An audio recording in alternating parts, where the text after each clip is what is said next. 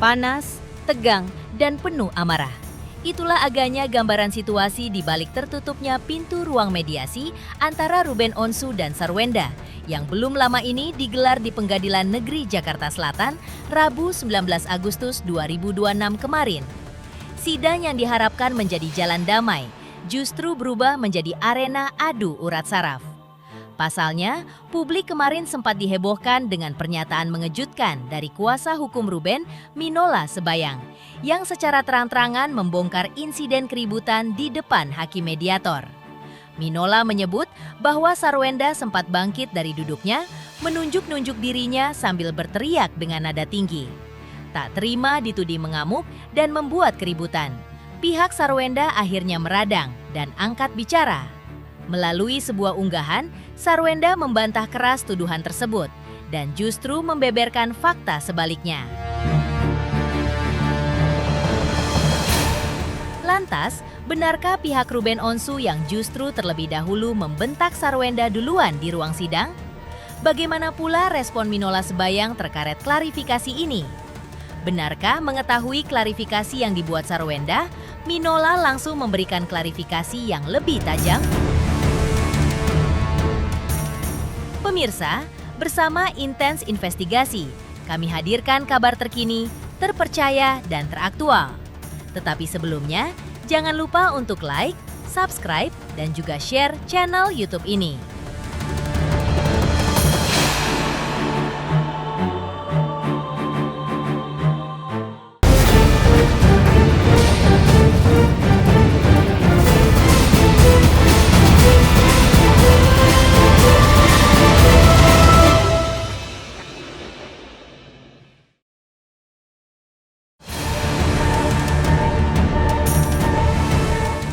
Ya pemirsa Intens Investigasi, seperti diceritakan sebelumnya, atau kembali pada ruang mediasi di Pengadilan Negeri Jakarta Selatan yang seolah menjadi saksi bisu pecahnya pertahanan emosi antara kubu Ruben Onsu dan diduga pihak Sarwenda.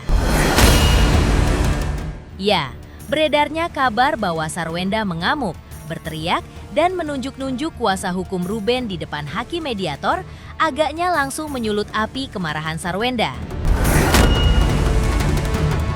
Merasa difitnah, Sarwenda akhirnya membuat pernyataan resmi melalui unggahan Instastory-nya. Dengan kalimat tegas, Sarwenda membantah keras tuduhan bahwa dirinya marah-marah hingga berdiri menunjuk kubu lawan. Sarwenda meluruskan bahwa dirinya hanya sekedar memberikan respon atas pernyataan pihak Ruben yang dinilai memutarbalikkan fakta, terutama terkait anak-anak. Dan yang lebih mengejutkannya lagi, Sarwenda justru menuding balik bahwa salah satu anggota tim pengacara Ruben lah yang justru membentaknya dengan nada tinggi.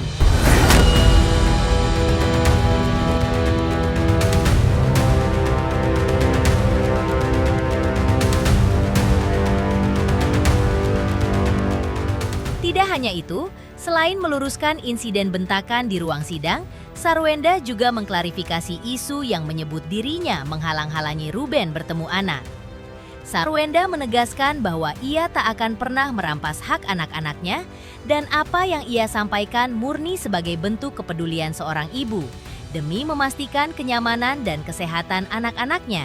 Sarwenda bahkan memberikan pernyataan menohok untuk kubu Ruben dengan menyatakan bahwa dirinya yang telah menuntaskan tugas dari mediator dengan membawa hasil pemeriksaan kesehatan, sesuatu yang justru belum dilakukan oleh pihak penggugat atau kubu Ruben Onsu.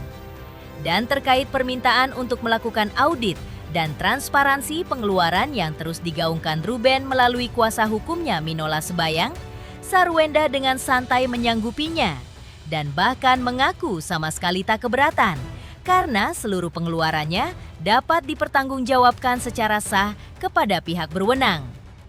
Dan benar saja pernyataan Sarwenda terkait masalah audit pun didukung oleh kuasa hukum Sarwenda, Chris Samsiu. Chris menegaskan bahwa permintaan itu tidak dibuat mengada-ada, melainkan mengacu pada Undang-Undang Perlindungan Anak yang mewajibkan orang tua melindungi keselamatan buah hatinya.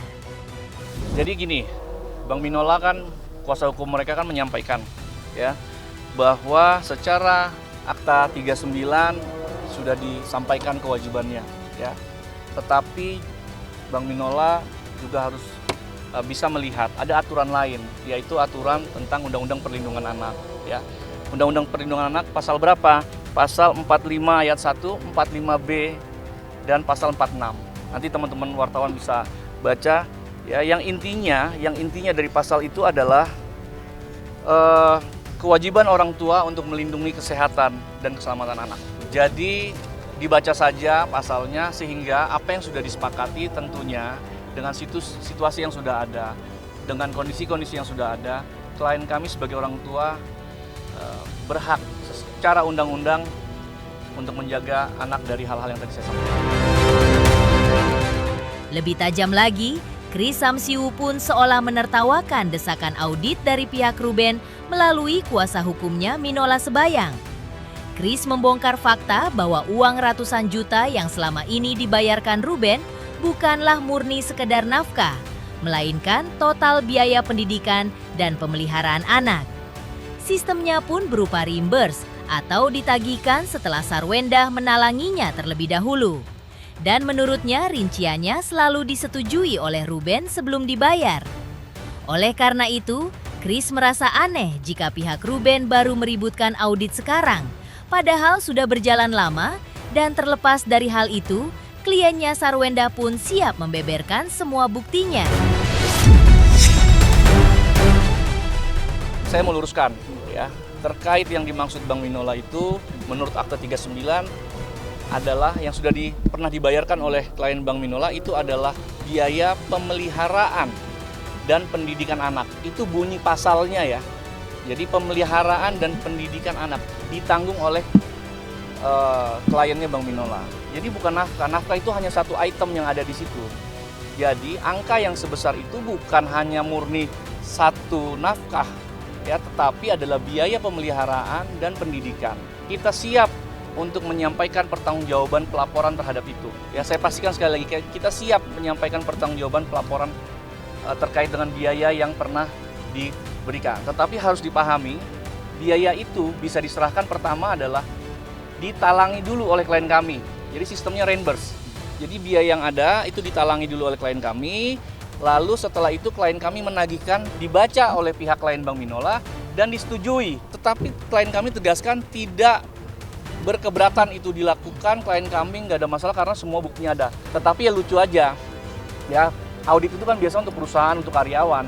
Kalau yang mereka lakukan ini untuk kehidupan anak makan bakso di pinggir jalan lalu diminta bon bakso, ini kan agak, menurut saya agak nggak lazim lah buat kami lawyer.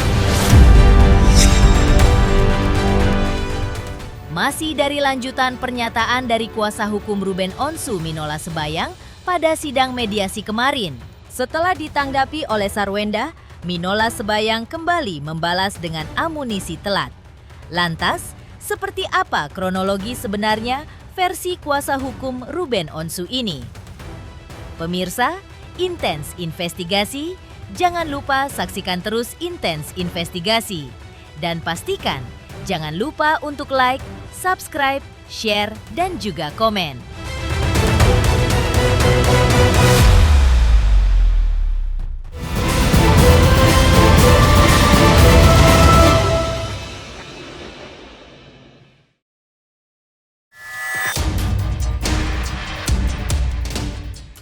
Lebih lanjut pemirsa, klarifikasi panjang lebar dari Sarwenda rupanya tak membuat kubu Ruben menciut.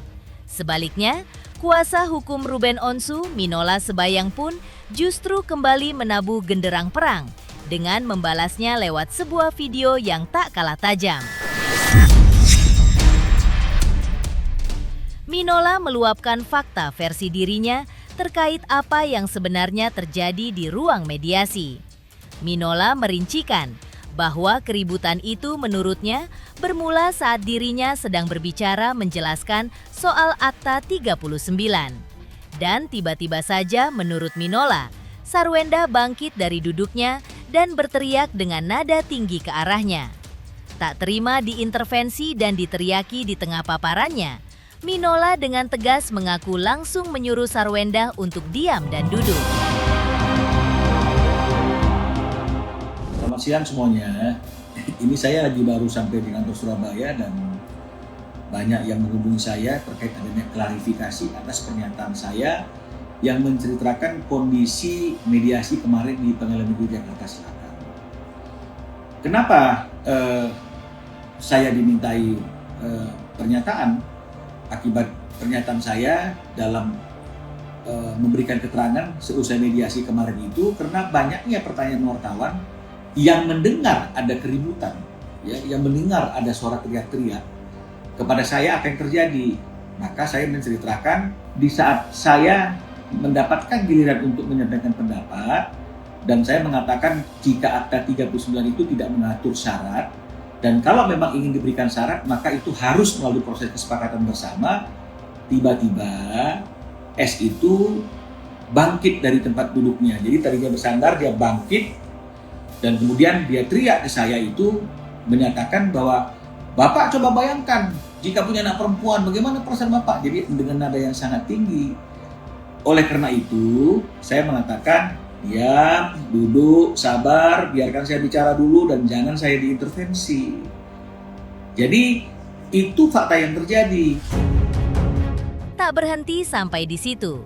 Dengan menggunakan logika hukumnya, Minola juga menjelaskan bahwa jika dirinya atau timnya berbuat tidak pantas atau membentat, pastilah hakim mediator yang saat itu akan langsung memberikan teguran kepadanya.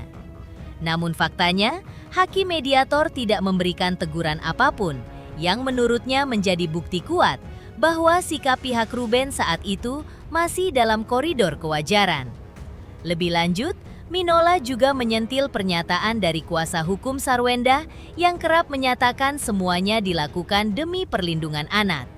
Lantas, mengapa tak mengacu pada Akta 39 yang sudah diputuskan dan diterbitkan oleh pihak-pihak terkait yang pasti juga demi perlindungan anak? Karena kalau dikatakan bahwa tanpa ada alasan, saya kemudian menyampaikan sesuatu yang bertentangan dan tidak sesuai dengan proses mediasi tersebut materinya, dan kemudian tanpa ada suatu aksi saya bereaksi, maka tidak mungkin mediator yang memimpin proses mediasi itu tidak menegur saya. Jadi kalau misalnya kemudian ini dikatakan demi perlindungan anak, loh, semuanya itu sudah diatur dalam Akta 39 dan semuanya itu harus disampaikan dengan nada yang tenang dan kemudian dengan alasan-alasan yang bisa dipertimbangkan oleh kedua belah pihak. Jadi oleh karena itu saya ingin menyampaikan bahwa apa yang saya sampaikan seusai dari persidangan mediasi itu adalah fakta yang sesungguhnya dan bukan hasil rekayasa yang ingin membesar-besarkan persoalan. Karena di dalam ruangan tersebut bukan hanya ada para pihak tapi juga ada mediator yang juga hakim di Pengadilan Negeri Jakarta Selatan yang tidak akan membiarkan ada para pihak melakukan hal-hal yang tidak pada tempatnya. Sementara itu pemirsa, dari panasnya perang urat saraf di meja sidang, publik baru-baru ini kembali digegerkan dengan hantaman badai yang menerpa Ruben Onsu. Lantas, benarkah sang presenter kini resmi menyandang status tersangka atas kasus dugaan penipuan? Pemirsa Intens Investigasi, jangan lupa saksikan terus Intens Investigasi dan pastikan jangan lupa untuk like, subscribe, share, dan juga komen.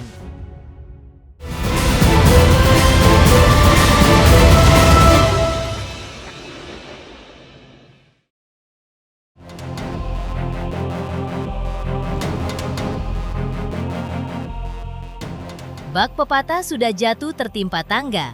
Prahara dalam kehidupan Ruben Onsu seolah belum menemui ujungnya. Di tengah kemelut proses cerai dan sengketa hak asuh yang menguras energi, Ruben kini harus menelan kenyataan pahit usai namanya diduga kembali terseret dalam jerat hukum pidana. Pihak Polres Metro Jakarta Selatan menekonfirmasi bahwa diduga seseorang berinisial RSO atau Ruben Onsu telah resmi dinaikkan statusnya menjadi tersangka terkait dugaan penipuan dan atau penggelapan uang. Dan penetapan tersangka ini dilakukan setelah pihak kepolisian melakukan serangkaian penyelidikan, penyidikan, dan memeriksa 6 orang saksi termasuk saksi ahli. Menyusul laporan yang diduga dilakukan oleh korban berinisial DM dan diwakili oleh diduga kuasa hukumnya berinisial P pada Agustus 2025 silam. Seperti ini pernyataan AKP Joko Adiwibowo, Kasih Humas Polres Jakarta Selatan kepada awak media.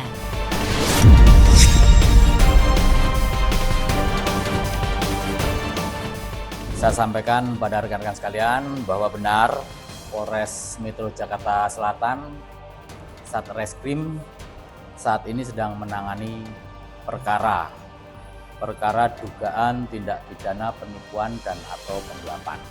Berdasarkan laporan polisi nomor 310 8 Romawi 2025 SPKT Polres Jakarta Selatan tanggalnya 22 Agustus 2025. Terkait dengan penipuan dan atau penggelapan tersebut, pelapornya adalah inisial P, yang menjadi korban adalah inisial DM, sementara sebagai terlapor adalah inisial RSO. Perkara tersebut, Satreskrim telah melaksanakan serangkaian penyelidikan terhadap perkara dimaksud dan tertanggal 25 April 2026 terhadap perkara dimaksud telah dialih dari proses penyelidikan ke penyidikan. Kemudian pada tahap penyidikan, penyidik telah melakukan pemeriksaan terhadap beberapa saksi, yaitu lebih dari 6 saksi, termasuk saksi ahli. Kemudian pada beberapa hari lalu telah dilakukan gelar perkara, yang dari gelar perkara peserta gelar sepakat terhadap terlapor Saudara RSO statusnya dialihkan sebagai tersangka.